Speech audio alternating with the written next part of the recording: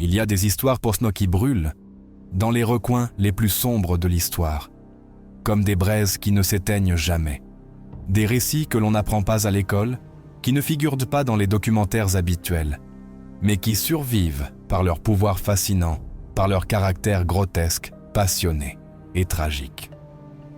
Aujourd'hui, nous allons descendre dans l'une de ces légendes, dans une histoire qui semble tirée d'un drame épique où le pouvoir et la luxure s'entrelacent avec la mort. Plongeons-nous dans le mythe ou l'avertissement de Sémiramis, la reine qui coucha avec 100 esclaves en une seule nuit, et tous périrent. Mais qui fut vraiment Sémiramis? A-t-elle existé pour de bon? Et quelle sorte de femme ou de monstre est capable d'une telle chose? Dans les vastes régions de l'ancienne Assyrie et de Babylone, Sémiramis apparaît enveloppée d'un voile de mystère. Certaines sources la décrivent comme une reine extraordinaire, stratège avisée, visionnaire, même divinisée. D'autres affirment qu'elle fut une séductrice sans limite, symbole de décadence, de tyrannie et d'excès. C'est précisément à cette croisée entre histoire et mythe que naît sa légende la plus célèbre, celle d'une nuit infernale, où elle se serait unie à 100 jeunes esclaves, avant de les faire exécuter après l'acte consommé. Pour comprendre cette histoire, il faut remonter des milliers d'années en arrière, vers un monde où les empires ne s'étendaient pas par la diplomatie, mais par le feu, le fer et les corps empilés. Un monde où la figure de la reine ne signifiait pas toujours douceur ou soumission. Selon les chroniques d'écrivains classiques comme Denis le Petit, Diodore de Sicile, Sémiramis ne fut pas seulement la reine d'Assyrie, mais aussi la fondatrice de Babylone, la femme qui ordonna la construction d'ouvrages majestueux et qui fit face, yeux dans les yeux, à des rois et des guerriers. On disait que sa beauté était aussi imposante que sa cruauté, qu'aucun homme ne pouvait lui résister, ni survivre à son étreinte. La légende la plus troublante raconte que, au sommet de son pouvoir, Sémiramis ordonna de rassembler les 100 esclaves les plus jeunes, les plus forts et les plus beaux du palais. Personne ne sut exactement pourquoi. Certains pensèrent qu'il s'agissait de constituer une garde personnelle. D'autres imaginèrent qu'elle les utiliserait lors d'un quelconque spectacle. Mais la reine avait d'autres projets. Cette nuit-là, la reine les fit entrer, un par un, dans ses appartements. Ce qui se passa alors fut un mélange de luxure rituelle, de domination absolue et de sang.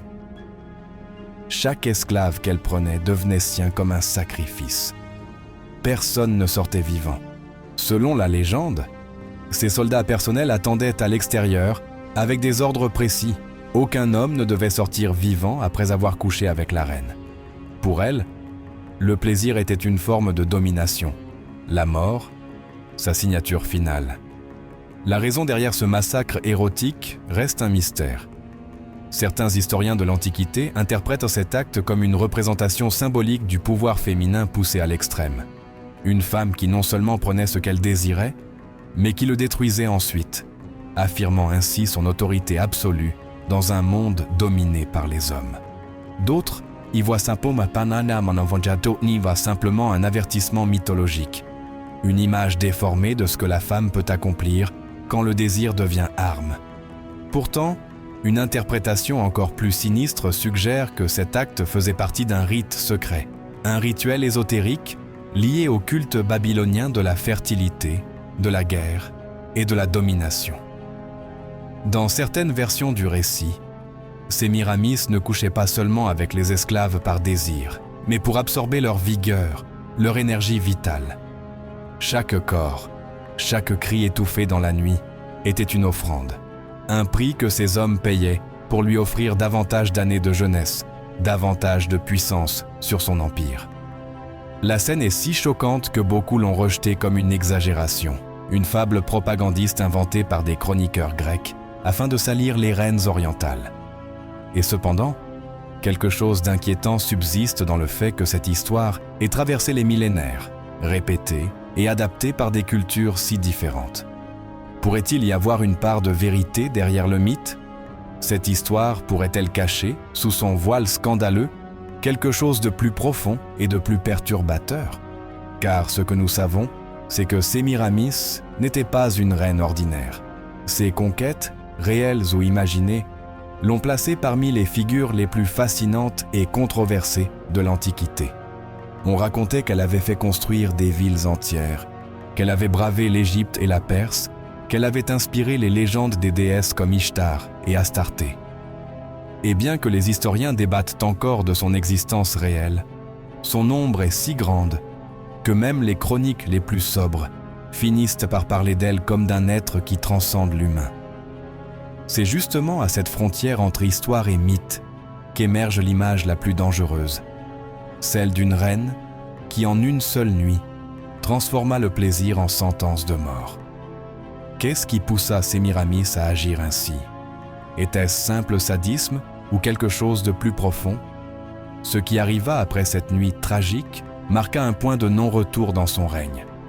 Car, comme tout acte sanglant, cette orgie de pouvoir eut des conséquences qu'elle-même ne put anticiper. La nuit où les 100 esclaves furent sacrifiés marqua un tournant irréversible pour le règne de Sémiramis. Pendant des années, elle avait cultivé une image de pouvoir absolu, mélange de majesté divine et de leadership incontestable. Mais à partir de cette orgie de mort, la crainte commença à se transformer en suspicion et la dévotion en silence inconfortable. Les rumeurs se répandirent dans le palais comme un feu lent. Les serviteurs ne parlaient maintenant pas, mais ils regardaient. Les généraux baissèrent les yeux quand elle passait, par respect ou par peur d'être le prochain. Dans les rues de Babylone, le nom de Sémiramis était prononcé avec révérence, certes, mais aussi avec un frisson. Le peuple ignorait exactement ce qui s'était produit derrière les murs du palais cette nuit-là, mais l'odeur du sang ne peut pas être cachée éternellement. Dans les jours suivants, presque toute la garde royale fut remplacée. Les soldats qui avaient regardé la chambre royale cette nuit-là furent envoyés dans des missions lointaines, vers des guerres dont personne ne revenait.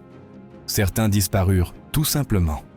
Sémiramis cherchait-elle à effacer les traces de ses actes ou exécutait-elle les témoins de son ultime acte de luxure et de mort? En tout cas, son comportement changea. Les récits de l'époque, bien qu'embellis par le mysticisme et la propagande, concordent sur un point. La reine devint de plus en plus instable. Parfois, elle apparaissait dans les jardins en parlant toute seule. D'autres fois, elle passait des jours entiers enfermée, refusant même de recevoir ses ministres les plus proches. Les décisions prises pour le royaume devinrent impulsives, brutales. Des taxes inattendues, des châtiments publics, des spectacles macabres. Les cérémonies religieuses, autrefois solennelles et organisées, prirent une teinte plus théâtrale, avec des processions chargées de symbolisme sexuel et des sacrifices animaux plus sanglants que d'habitude. Les prêtres, auparavant ces fervents adorateurs, commencèrent à s'inquiéter. À Babylone, où les rois étaient aussi les interprètes de la volonté divine, un comportement qui altérait l'équilibre cosmique pouvait être catastrophique.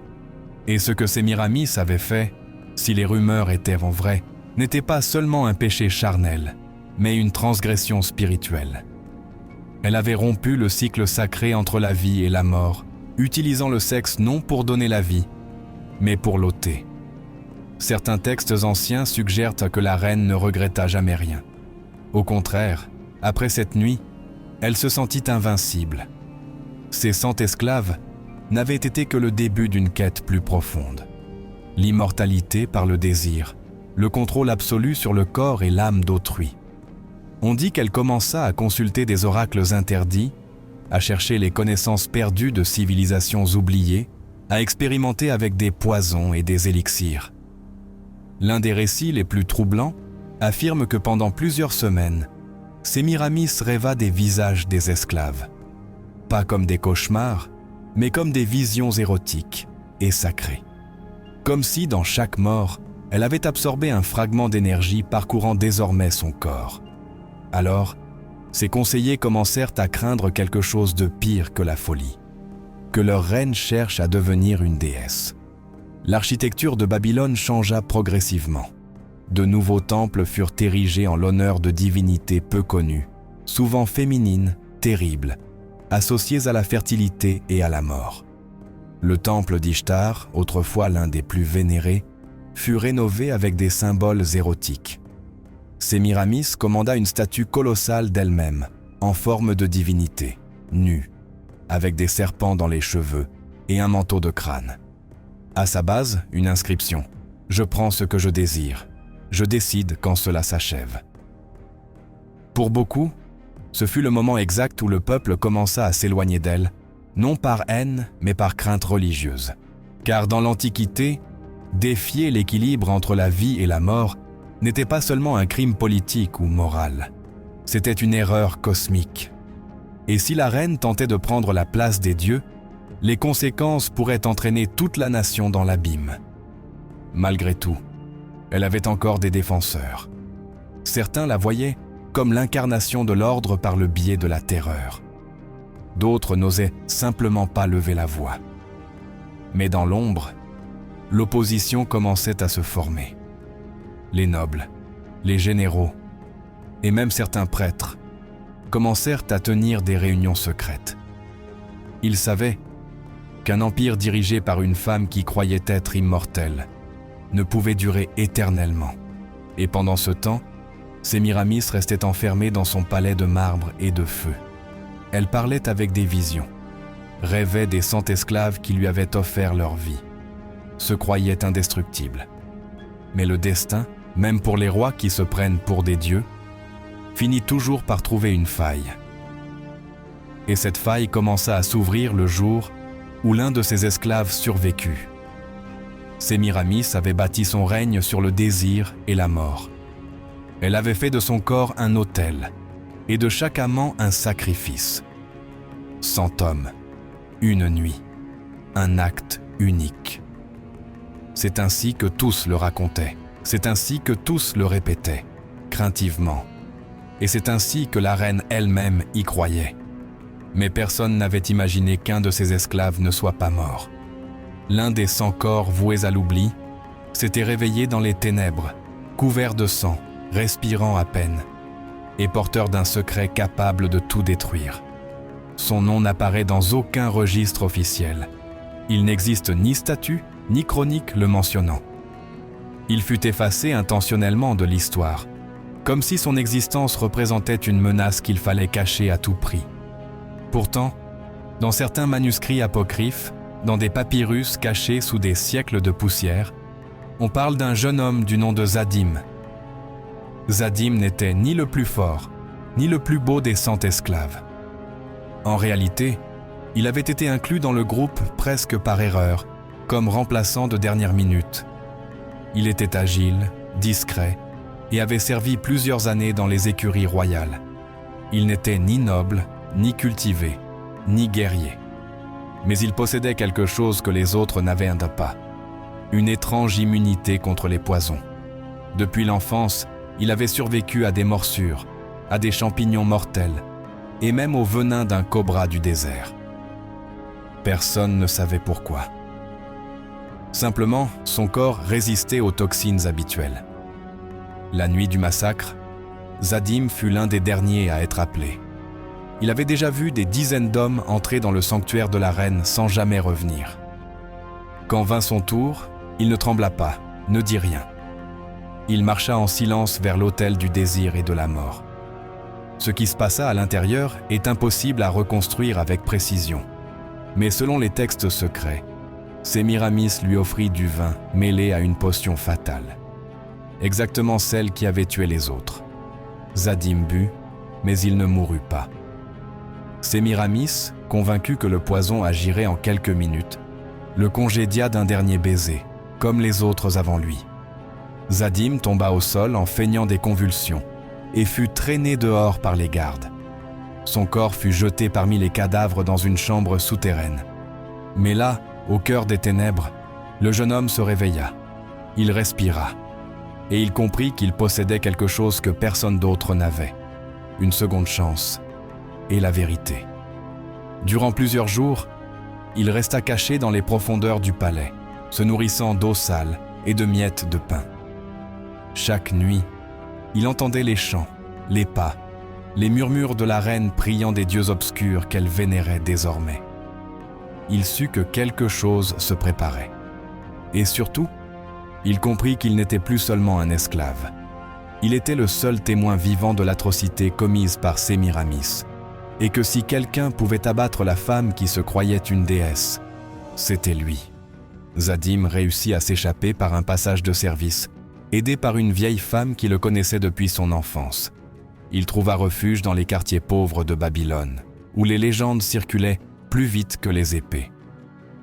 Là-bas, il commença à raconter son histoire, d'abord à voix basse, puis avec plus de conviction.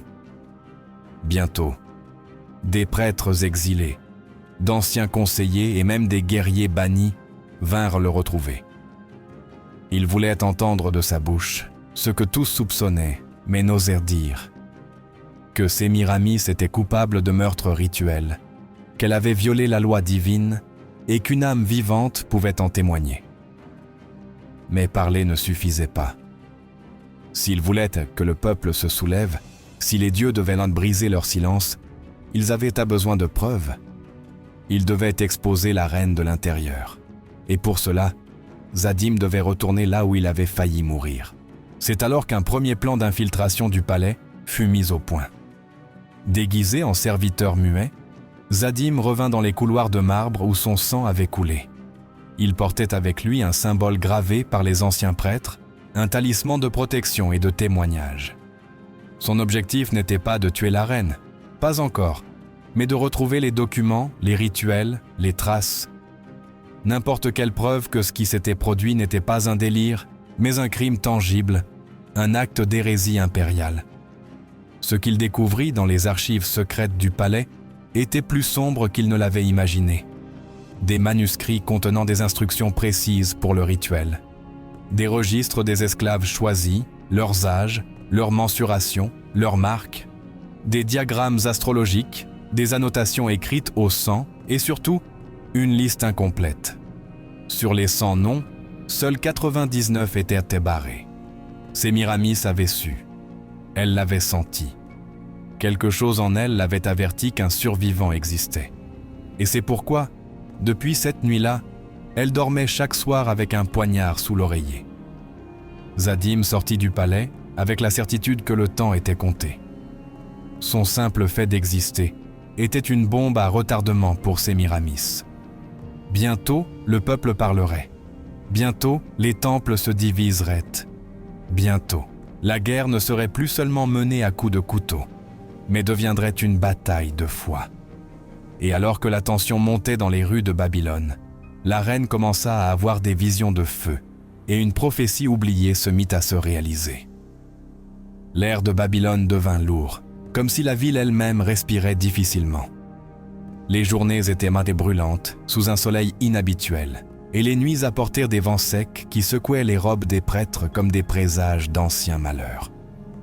Dans les temples, les lampes à huile clignotaient bizarrement, et certains affirmaient avoir vu des ombres se mouvoir seules entre les idoles.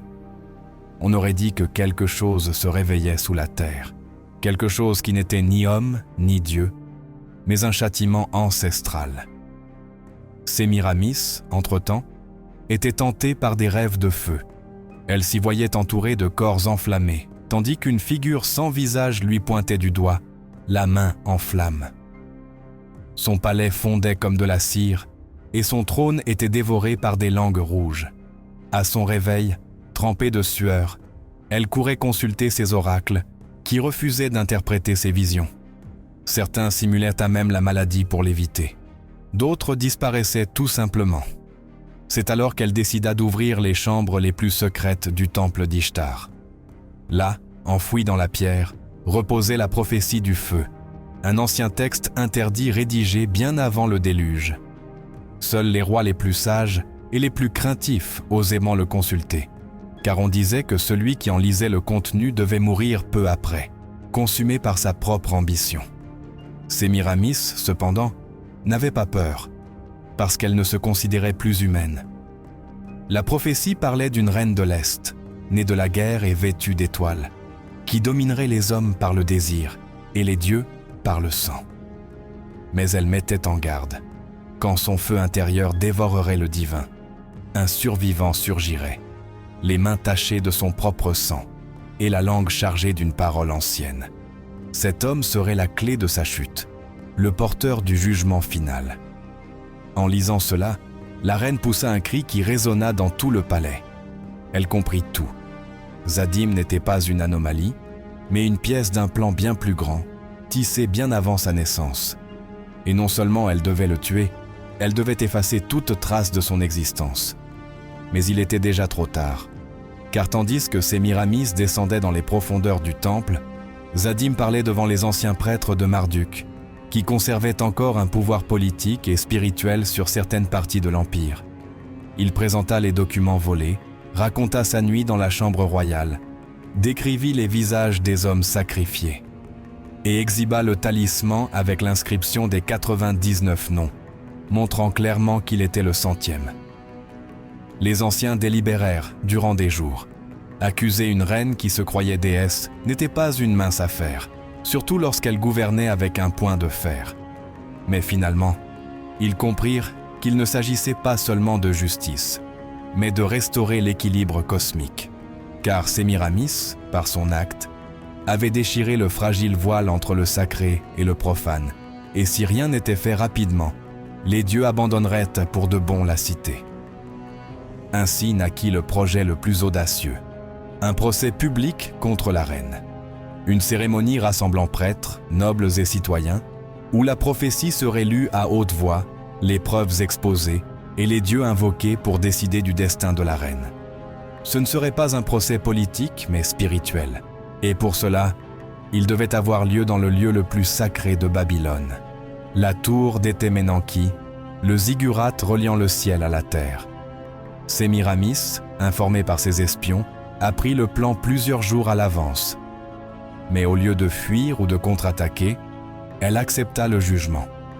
Elle ordonna à ses généraux de ne pas intervenir et à ses serviteurs de préparer sa tunique cérémoniale. Certains pensèrent qu'elle se rendait. D'autres crurent qu'elle faisait confiance à sa divinité. Mais la réalité était bien plus inquiétante. Sémiramis était persuadé que ce procès ne marquerait pas la fin, mais son ascension définitive. La veille de l'événement, toute la ville trembla. Les animaux se cachèrent, les enfants pleurèrent sans raison. Les portes des temples s'ouvrirent d'elles-mêmes, et une pluie étrange de cendres tomba pendant des heures.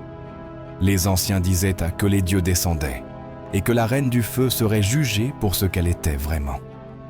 Et puis, à l'aube, les tambours sacrés résonnèrent. Des milliers de citoyens se rassemblèrent sur les marches du grand ziggurat, tandis que les colonnes d'encens montaient vers le ciel, comme des murmures de siècles oubliés. Zadim apparut vêtu de blanc, le visage dissimulé sous un masque de pierre. Quant à Sémiramis, elle arriva seule, sans escorte, vêtue d'un rouge profond, les cheveux dénoués, et coiffée d'une couronne de serpents.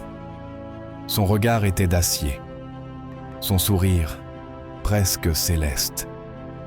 Quand ils se retrouvèrent devant l'autel principal, le prêtre le plus âgé leva le rouleau de la prophétie et déclara d'une voix tremblante : « Aujourd'hui, les dieux nous observent. Aujourd'hui, nous saurons si une reine marche parmi nous, ou si ce n'est qu'un châtiment déguisé sous les traits de la beauté. » Mais personne ne s'attendait à ce que ce jugement ne mette pas seulement en jeu le destin d'une femme, mais celui d'un empire tout entier. Le murmure de la foule devint silence absolu lorsque le vieil prêtre déroula le texte de la prophétie du feu. Seul le vent parlait, agitant les robes des assistants comme si les esprits étaient alors présents. Sémiramis restait immobile, le regard fixe, sans ciller, tandis que Zadim, debout face à elle, sentait le poids de 1000 regards et la brûlure de la vérité dans sa poitrine. « Au jour marqué, lut le prêtre, quand la chair aura touché le ciel et que la reine aura profané le seuil divin, viendra le dernier, le non-mort, le témoin, et avec lui, les cieux s'ouvriront. » Chaque mot du texte sacré résonnait dans les pierres du ziggurat. Et bien que beaucoup ne comprennent pas tous les détails, chacun ressentait la gravité du moment. Les légendes des anciens semblaient revivre soudain. L'air portait le poids d'un destin ancien, et même les sceptiques commençaient à se demander si la femme qui gouvernait était humaine, ou un châtiment incarné. Zadim avança de quelques pas, d'une voix ferme, il commença à parler. Il raconta la nuit de la cérémonie, comment il avait été conduit au sanctuaire avec les autres esclaves, comment il avait vu mourir tant d'hommes avant lui, comment il avait bu le vin empoisonné, comment il avait simulé la mort, et comment il s'était réveillé parmi les cadavres. Il ne trébucha pas, ne dramatisa pas. Il dit simplement la vérité, avec la douleur encore vive dans ses yeux. Il présenta les documents, la liste incomplète, les schémas rituels, les registres des esclaves sélectionnés. Il montra le talisman portant les 99 noms gravés. Puis, il retira lentement le masque de pierre, révélant son visage au peuple. Un cri étouffé parcourut la place.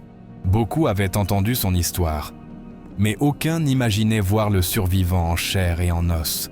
Pas un fantôme, pas un mythe, mais un homme bien réel. Le prêtre tourna son regard vers Sémiramis. C'était à son tour. Elle pouvait parler, se défendre, nier tout ou affirmer sa divinité. Mais elle ne fit rien de tout cela. Elle sourit seulement. Un sourire ni effrayé, ni arrogant, mais certain. « Vous voulez la vérité ?» dit-elle calmement, chaque mot résonnant comme un coup de tonnerre. « Très bien, la voici. Je les ai choisis. Je les ai dépouillés. Je les ai offerts.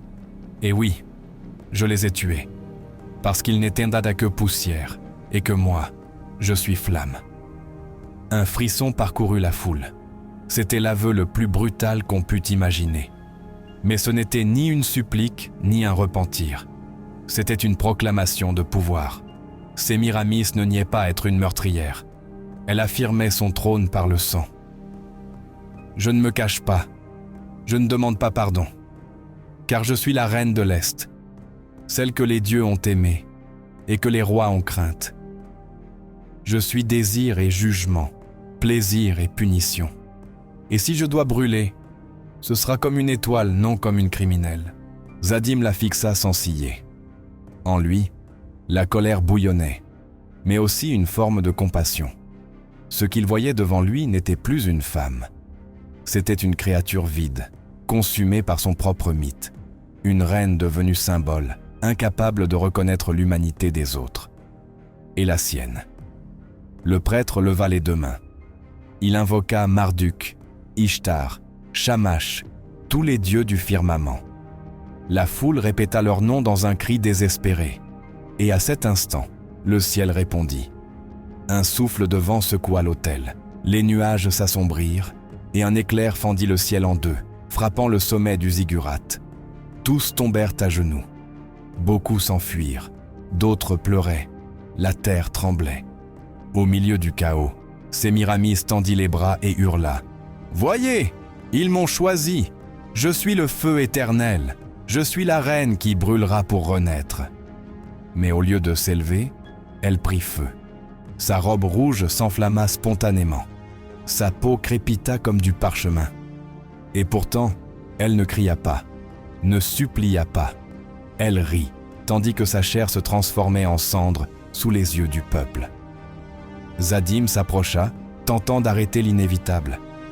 Mais une voix intérieure lui dit de ne pas intervenir, que c'était là le véritable jugement, que ce n'était plus lui qui parlait, mais la justice divine. Quand les flammes s'éteignirent, il ne resta que sa couronne, le diadème de serpent, noirci mais intact. Personne n'osa le toucher. Le prêtre parla une dernière fois. La reine du feu a été jugée, et Babylone est purifiée. Mais au plus profond du ziggurat, quelque chose remuait encore, car les anciens avaient toujours dit que la mort d'une déesse laisse un vide, et que ce vide ne tarde jamais à se combler. Et ainsi, alors que le peuple célébrait la fin du règne de Sémiramis, Zadim commença à rêver des mêmes visions de feu, comme si l'héritage obscur n'était pas encore terminé. Babylone se réveilla sous un calme inquiétant. Les cendres du procès flottaient encore dans les rues, comme une poussière sacrée. Certains les ramassaient dans des flacons, croyant y trouver un pouvoir. D'autres balayaient en silence, craignant que conserver un fragment de Sémiramis attire sa malédiction. Mais tous savaient qu'un changement s'était produit. La reine du feu était morte. Ou peut-être pas complètement. Zadim marchait parmi la foule sans parler. Il était un héros, un symbole, un survivant. Mais il ne se sentait ni sauvé, ni racheté. Au fond, il portait un fardeau qu'il ne savait nommer. Depuis la mort de Sémiramis, ses nuits étaient hantées par des images impossibles. Des champs de sang, des tours s'effondrant, un trône vide entouré de femmes sans visage chantant son nom. Ce qui le troublait le plus, ce n'était pas le contenu des rêves, mais le fait qu'il ne lui semblaient plus des visions, mais des souvenirs. « Tu n'étais pas le 100e esclave par hasard ?» murmura une voix dans son rêve. « Tu as été choisi pour recevoir ce qu'elle a laissé derrière elle. » En se réveillant, Zadim découvrit une nouvelle marque sur sa poitrine, une spirale de feu, identique à celle que Sémiramis portait au niveau du nombril. Il essaya de la gratter, de la laver, de l'effacer. Rien n'y fit. La peau brûlait, comme si quelque chose en lui commençait à s'allumer. Le jugement était terminé, mais son histoire ne faisait que commencer. Les prêtres ne savaient que faire. Certains disaient qu'il devait être exilé, d'autres qu'il fallait le vénérer comme le nouveau porteur du feu sacré. Personne ne se mettait d'accord. Et cela était dangereux. Car Babylone était une ville d'équilibre, entre hommes et dieux, entre temples et palais. Et maintenant, cette harmonie était brisée. Un sage ancien, appelé Bel-Naïd, demanda à parler à Zadim en secret. Il l'emmena par des tunnels antiques, sous le ziggurat, jusqu'à une chambre cachée dont les murs étaient couverts de symboles appartenant à aucune langue humaine. Là, à la lumière d'une lampe à huile, il révéla la vérité que personne n'osait dire. Sémiramis n'est pas morte, Zadim. Pas dans le sens habituel. Ce qui est mort, c'est sa chair. Mais son essence, son feu, a besoin d'un nouveau récipient. Et toi, tu as été touché. Tu es son héritage. Zadim sentit le sol se dérober sous lui. Ce n'était pas possible. Pas après avoir survécu. Pas après avoir assisté à son jugement, à son feu, à sa mort. Mais le vieil homme le fixa d'un regard serein. Elle savait qu'elle tomberait. C'est pourquoi elle n'a pas lutté. Elle t'a choisi pour que sa flamme ne s'éteigne pas. Crois-tu avoir survécu par force ou par chance? Non. Tu as survécu parce que tu avais été marqué. Zadim voulait fuir, voulait nier. Mais quelque chose en lui avait déjà changé. Il le sentait dans la manière dont les gens le regardaient, dans la chaleur qui montait le long de sa colonne vertébrale quand il se mettait en colère, dans la façon dont chasse et chiens l'évitaient dans la rue. Il n'était plus le même. Quelque chose d'elle vivait en lui. Pendant ce temps, dans les recoins obscurs de Babylone, de nouvelles sectes émergèrent. Des groupes qui adoraient Sémiramis non plus comme reine, mais comme déesse ressuscitée. Ils croyaient qu'elle avait transcendé le jugement, que son essence s'était fondue dans le feu du ciel. Et quand ils apprirent que Zadim portait la marque, ils commencèrent à l'appeler le porteur. Où qu'il aille, on le suivait. Des torches s'allumaient sur son passage. On chantait des hymnes interdits, ceux qui n'étaient autrefois prononcés que lors des rituels sanglants. Et plus ils les évitaient, plus leur foi grandissait. Ils voulèrent le voir brûler, non comme punition, mais comme élévation. Zadim décida alors de fuir la ville. Il monta à bord d'une petite embarcation sur l'Euphrate, sans destination précise, cherchant le silence. Mais avant son départ, Bel-Naïd lui adressa un dernier message. « Tu ne fuis pas d'elle, Zadim. Tu fuis toi-même. Et cela est impossible, car tu es le prochain chapitre. » L'embarcation s'éloigna sur les eaux lentes du fleuve, et Babylone resta derrière lui, avec ses temples, ses autels et son feu. Mais Zadim savait que l'incendie véritable ne faisait que commencer, car une idée ne meurt jamais, et encore moins une reine capable de transformer la mort en mythe. Et ainsi, au coucher du soleil sur l'eau, le jeune homme qui avait échappé à la mort devint un nouvel énigme. Un homme marqué par une déesse, l'héritier d'un feu ancien qui ne demandait qu'une chose, être alimenté à nouveau. Mais sur la dernière page de cette histoire, le feu portait encore une promesse à tenir et un empire de plus à consumer. Des années plus tard, dans un temple oublié au-delà du désert, les torches se rallumèrent. Un groupe de fidèles, vêtus de robes noires, attendait en silence. Au centre de l'autel, un homme aux yeux illuminés par une flamme intérieure leva les bras. C'était Zadim. Il ne fuyait plus. Il ne craignait plus. Il avait accepté son destin, non comme esclave du feu, mais comme son gardien. Sémiramis vivait en lui, non comme possession, mais comme héritage. Il ne répéterait pas sa cruauté, mais il n'ignorerait pas non plus le pouvoir qui brûlait dans son sang. « Je ne suis pas venu régner. Je suis venu restaurer l'équilibre, » dit-il, et sa voix fit trembler les colonnes. Le feu crépita, et les adeptes crièrent sans lire son nom. Dans les terres anciennes, là où les dieux ne répondent plus et où les mythes dorment, une nouvelle flamme s'était allumée. Une flamme qui ne cherche pas les couronnes, mais la mémoire. Une flamme qui brûle non par plaisir, mais par justice. Car tant que quelqu'un se souviendra de Sémiramis, la reine qui coucha avec 100 hommes et défia le ciel, le feu ne s'éteindra jamais. Et ainsi, avec une seule étincelle, Babylone brûla de nouveau. Mais cette fois, pour se purifier.